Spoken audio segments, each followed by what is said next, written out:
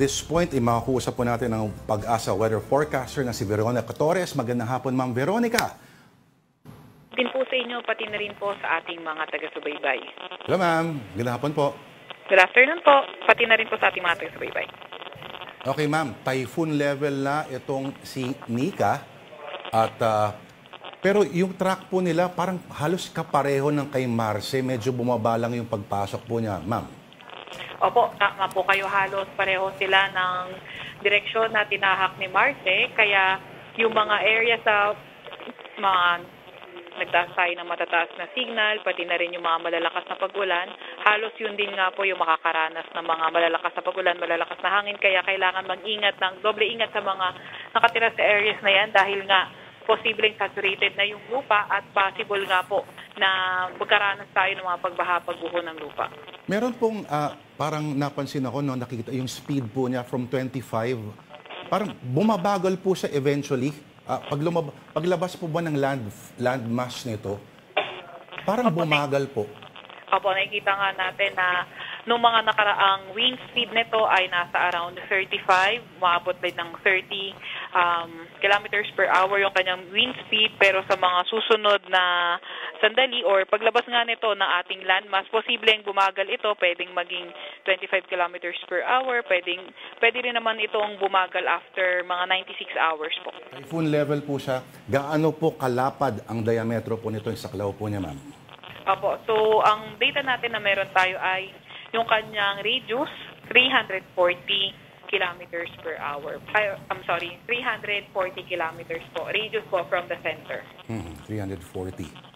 Okay. So, Ma'am, yung mga dadaanan po nito, ano ang mga aasahan po natin maliban po sa mga hangin at sa pag-ulan? Anong klaseng hangin po ba ang dapat paghandaan?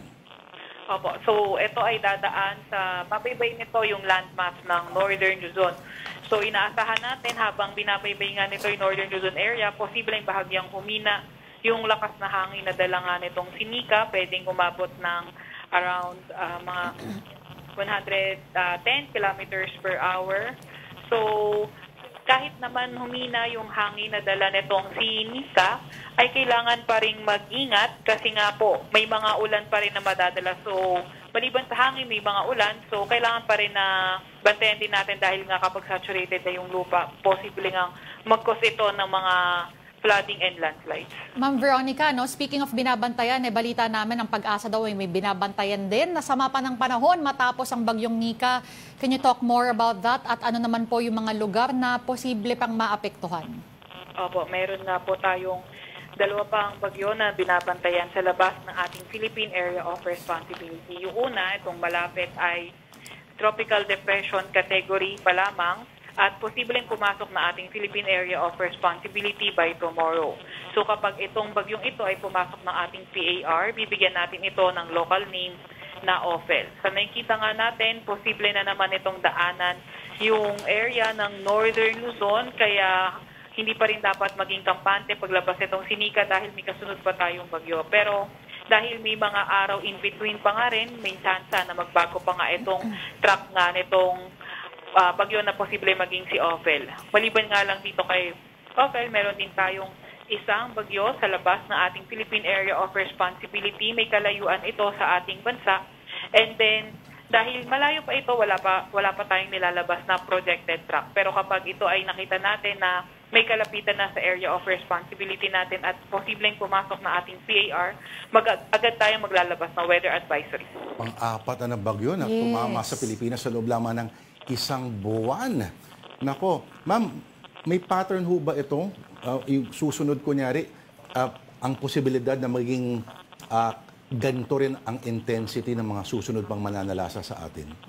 Opo, sa ngayon may dahil nga po medyo malapit na tayo sa La Nina season, ay ang nangyayari, masyado kasing malapit yung area kung saan nabubuo yung bagyo sa atin. So, dahil malapit nga sa atin, hindi na ito nakapag-recurve agad at dumidiretso na nga sa ating bansa. So, possible kung nasa may La Nina season pa nga rin tayo, ay possible pa rin yung mas maraming bagyo sa normal na maranasan nga po natin, papasok or magkocross sa atin. isipin mo, nasa letter O na tayo, no? Several years ago, yung Odette tumama December. Pero kala natin, habang nagpapasko o bago magpasko, tumama ang Odette at talaga na nalasa. Anyway, maghanda na lang po. Maraming salamat po sa oras po ninyo. Ma'am Veronica Torres, ang ating Pag-asa Weather Forecaster. Thank you, ma'am.